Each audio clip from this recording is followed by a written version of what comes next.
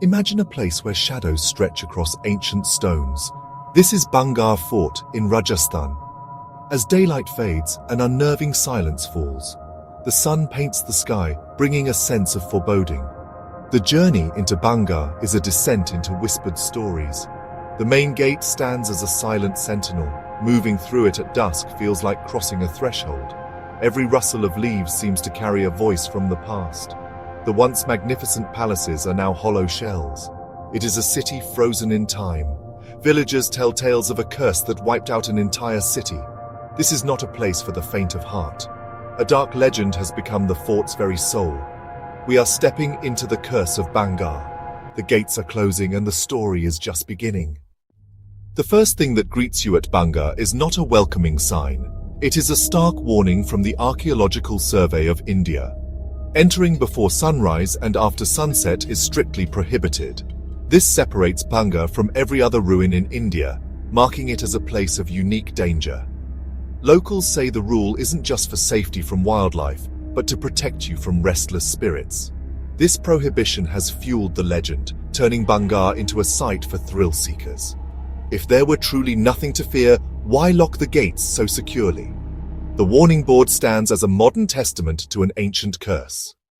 Long before whispers of curses, Bhangarh was a symbol of power. Established around 1573 by Raja Bhagwant Das, ruler of Amma, for his son Madho Singh. It was a strategic gift, a seat of power, envisioned to rival any city in Rajasthan. Construction was a monumental undertaking, carving a city from the Aravalli landscape, designed for defense and glory with towering ramparts and massive gates. Its location, nestled in hills, provided natural defenses. Madho Singh ensured every detail reflected his vision of a prosperous kingdom. This city would stand for centuries as his legacy. Bhangarh rose as a beacon of Rajput-Mughal collaboration. Bhangarh blossomed into a magnificent city known as the Jewel of the Aravallis. It was a bustling hub of culture, commerce, and spirituality. The royal palace complex offered panoramic views. Grand temples were constructed, architectural marvels with soaring domes. Elegant havelis were built for the wealthy. The city was designed for its people, with sturdy houses and community spaces. Bhangarh was a city built to last, encircled by a massive fortification wall. It allowed the culture and economy to flourish. Bhangarh was a testament to the vision of its founder. Daily life in Bhangarh was vibrant. The city would awaken to the sound of temple bells and the call to prayer. The streets would soon fill with people.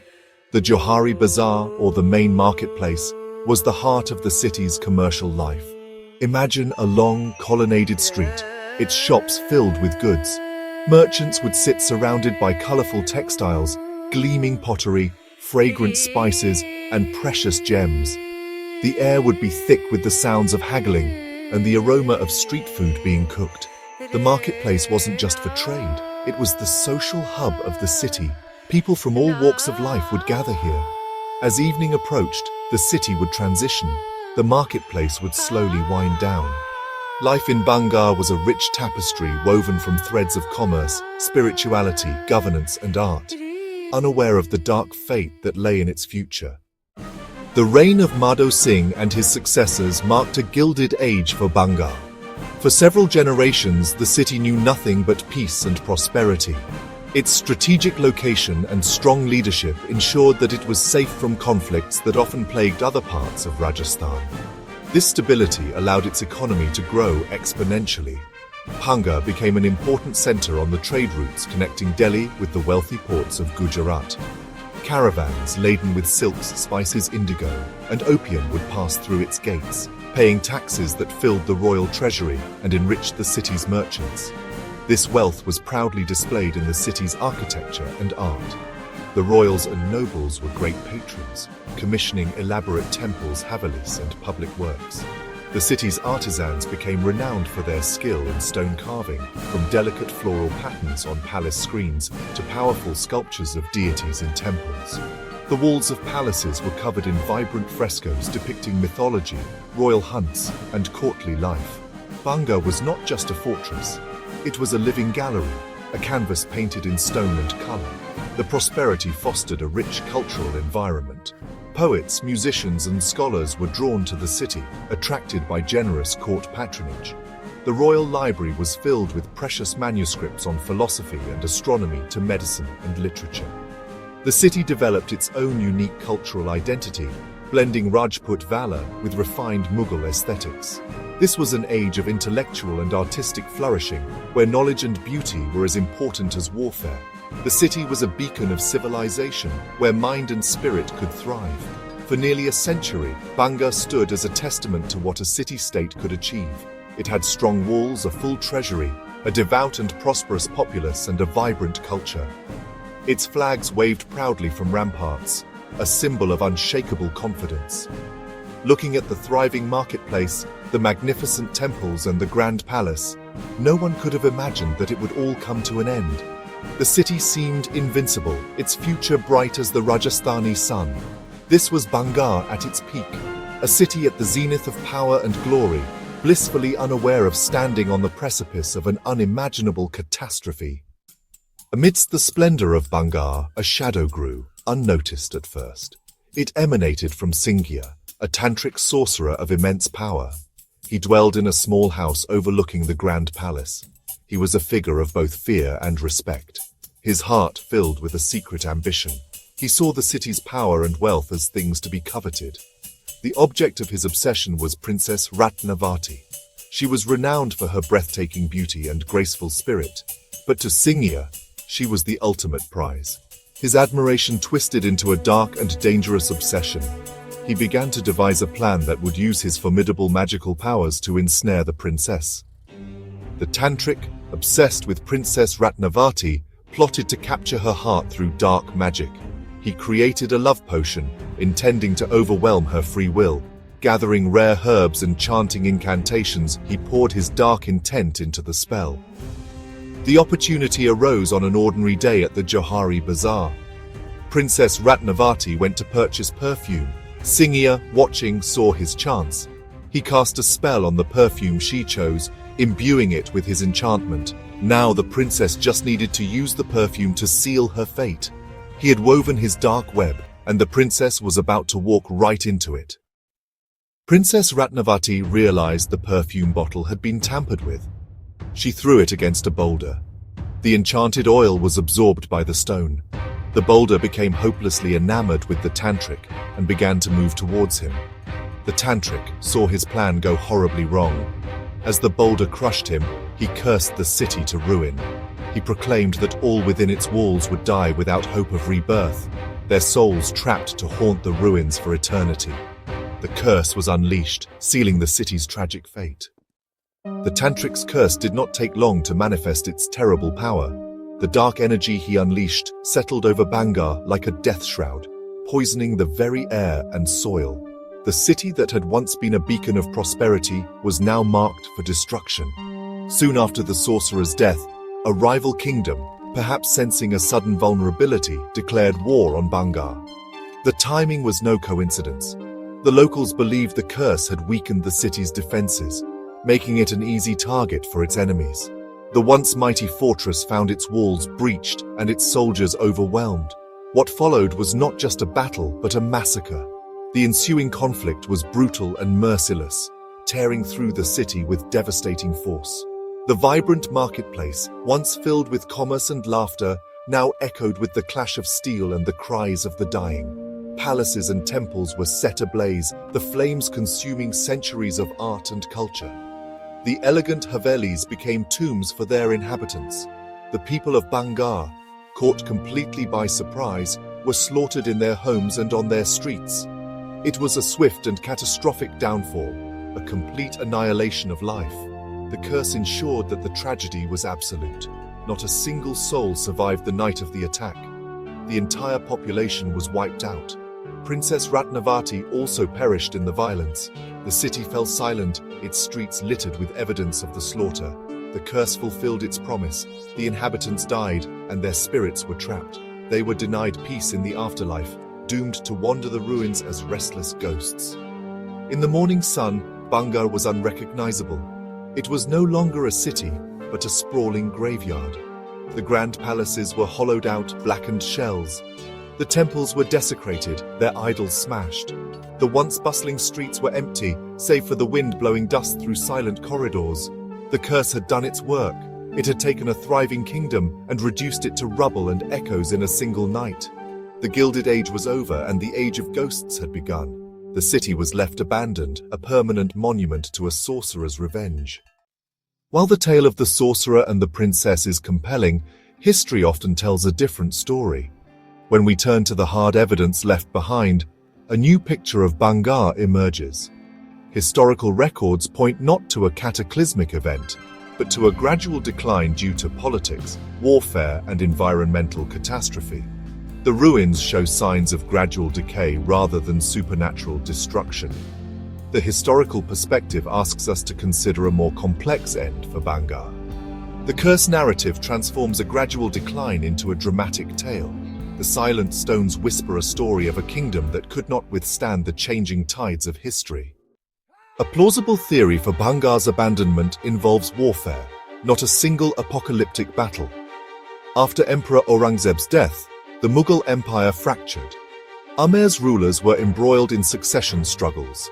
Jai Singh II moved the capital to Jaipur in 1727, impacting Bhangarh. Power shifted, diminishing Bhangarh's importance. Soldiers and merchants followed, leaving Bhangarh vulnerable to attack. Legend says Jai Singh II attacked Bhangarh to quell rebellion. This, along with the exodus, led to the city's ruin. It was politics and war, not a curse, that emptied the streets. Beyond war, another enemy was at play: nature. Bhangarh depended on monsoon rains.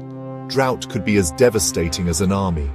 The curse may be a metaphor for the land turning against its people. Imagine the wells running dry, fields withered, leading to food shortage. Livestock perished. The city devolved into desperation. A famine could have delivered the final blow. Inhabitants abandoned their homes. The ghosts may be the memory of a population that starved. Bhangarh is a cautionary tale about civilization versus nature. The city may have been starved by the land. Ultimately, the most likely truth is that Bhangarh was not felled by a single blow, whether magical or military. Its demise was a death by 1,000 cuts, a slow and agonizing decay brought on by a combination of all these historical and environmental factors. The political shift to Jaipur started the decline, stripping the city of its importance.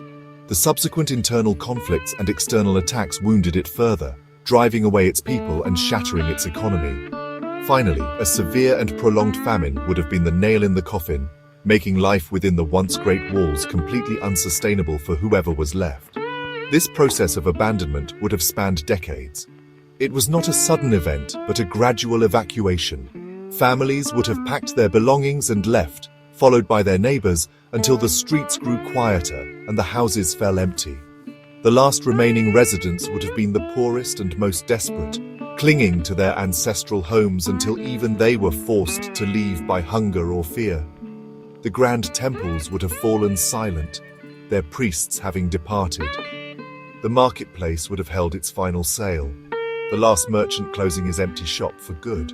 The city died not with a scream, but with a final weary sigh. Once abandoned, nature began its relentless work of reclaiming the land. Vines crept over the carved pillars, and trees took root in the palace courtyards. The harsh Rajasthani weather, the scorching sun and the lashing monsoon rains, wore away at the stone and plaster. Walls crumbled, roofs collapsed, and the once manicured city slowly dissolved back into the wilderness. The wild animals mentioned in the ASI's warning, the leopards and hyenas, moved in, making the ruins their home. This process of natural decay, happening over 2 centuries, created the hauntingly beautiful and desolate landscape we see today. The legend of the curse, then, can be seen as a powerful piece of folklore created to explain this profound and tragic emptiness. It is easier to imagine a dramatic supernatural end for such a magnificent city than to accept the slow, mundane tragedy of its actual decline. The story of Singya and Ratnavati provides a single, compelling villain and a clear motive for the city's destruction. It transforms a complex history of political change, war, and famine into a simple, unforgettable ghost story. The facts point to a slow decay, but the legend provides the chilling poetry that has ensured Bhangarh is never forgotten. The Archaeological Survey of India, ASI, took over protection of Bhangarh, forbidding entry between sunset and sunrise.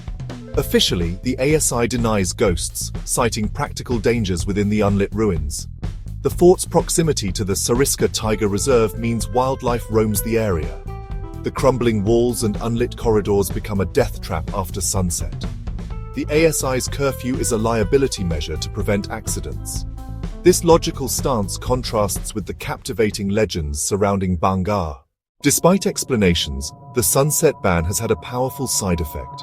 Instead of quelling spooky stories, the official prohibition has become evidence for those who believe the curse is real. The law lends credibility to the folklore. People ask, if Bhangarh is just like any other ruin, why is it the only one with such a strict curfew? The locked gate at dusk has become a potent symbol. They are sealing off a world deemed too dangerous for the night. This nightly ritual reinforces that something is different about this place. The act of forbidding access makes the place more alluring and menacing. This has turned Bhangarh into a magnet for paranormal enthusiasts and media. The story is irresistible. A government so convinced of a supernatural threat that it has made it illegal to stay there overnight. The ban has created a feedback loop. The local economy depends on this mystique. Villagers benefit from the fort's reputation as India's most haunted place. They have a vested interest in keeping the legend alive. The law has unintentionally become the primary marketing tool for the curse. The ASI ban and the internet have transformed Bhangarh from a local legend into a global phenomenon. Now the mystery is amplified online. YouTube, forums, and documentaries all fuel the fire. Every visitor turned away at sunset becomes a new storyteller, sharing their experience and adding to the myth. Personal accounts of eerie sensations and malfunctioning devices flood social media, blurring fact and fiction. The ASI's rational explanations are drowned out by sensational stories of a government too scared to let people in after dark. The ban itself becomes a challenge, a tantalizing what if that no one can resolve. With no one allowed to stay overnight, the absence of evidence only deepens the mystery.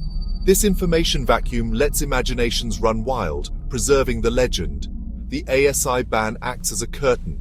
Everyone hears about the horrors beyond, but no one can see for themselves. In trying to impose order, the government has only ensured that Bhangarh's legend will haunt us for generations. Bhangarh's legend lives on through the stories of its visitors. Every year, thousands report strange chills, sudden dread, and eerie sounds, whispers, anklets, phantom music, echoing through the ruins. Some see fleeting shadows or feel a cold touch on their shoulder.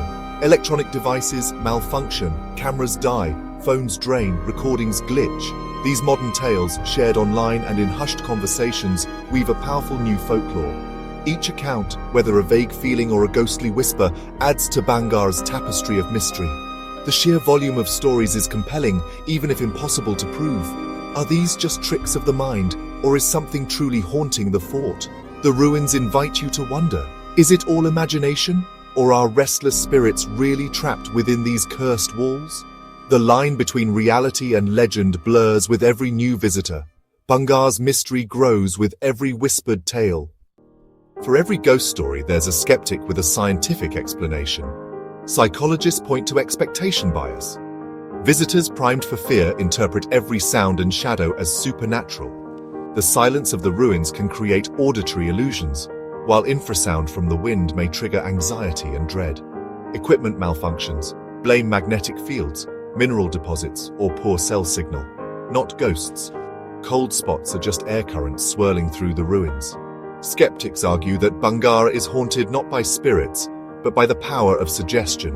The fort's atmosphere, history, and the official ban combine to create a psychological experience of fear. The chill down your spine is your mind responding to a potent mix of environment and expectation. In this view, the curse is not supernatural, but a story we tell ourselves. Bhangarh is a place where folklore and psychology meet, making fear itself the real ghost. The debate between believers and skeptics comes down to experience versus explanation. For those who felt a chill or heard a whisper, science can feel hollow. What they felt was real. Belief in the haunting is an emotional response, not a logical deduction. Bhangarh blurs the line between rationality and primal fear, making even skeptics doubt. In the ruins at dusk, imagination and history collide. Was that a bat or something else? The true magic of Bhangarh is its power to make us question reality. The legend gives shape to our fears and awe, whether or not the stories are true. Whether you leave as a skeptic or a believer depends on what you trust, your senses or your reason. The fort offers no answers, only questions, and that's why its mystery endures. In Bhangarh's silence, you're left to find your own truth. What is the truth of Bhangarh, a cursed ruin or a casualty of history? The legend of the princess and the sorcerer offers a dramatic explanation for the city's fall. History points to war drought and political shifts as the real causes of abandonment. Yet the psychological impact of the curse is undeniable. The stories haunt every visitor. The silence, the ruins, and the warning sign all create an atmosphere thick with dread. Bhangarh exists in a quantum state, both haunted and not, depending on your perspective. For some, it's a case study in decline; for others, a portal to the paranormal. The fort accommodates both ghosts for those who seek them, history for those who don't. The curse and the facts are two sides of the same coin, telling the story of a lost city. In Bhangarh, myth and reality are forever entwined. Bhangarh's legacy is more than its ruins, it's the story that surrounds them. The curse has made Bhangarh immortal, keeping it famous while other forts fade into obscurity. The legend preserves the city in our collective memory, more powerfully than any monument. The stones tell of a lost world, architecture, art, and life, while the stories add a layer of dark magic. The ruins and the legend are inseparable, each giving the other meaning. The haunting beauty of the site provides the perfect stage for its chilling tales. Visitors come for history, but leave with a sense of awe, fear, or wonder.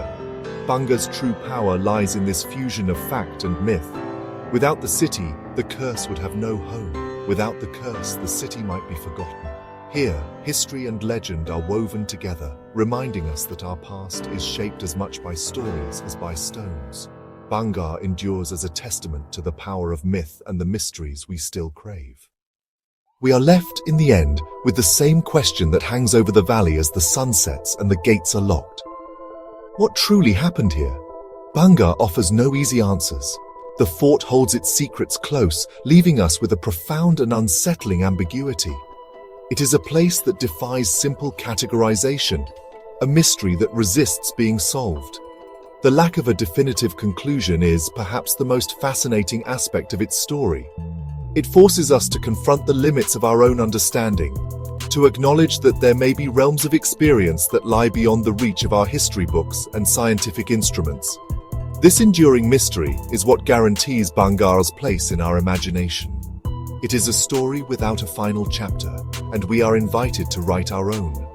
We can choose to believe in the restless spirits, to see the face of the tantric in the shadows and hear the cries of the princess on the wind. Or we can choose to see the logical progression of history, to understand the fall of the city as a result of human ambition and natural forces. Or perhaps we can exist in the space between, acknowledging the facts while respecting the power of the legend and admitting that we simply do not know.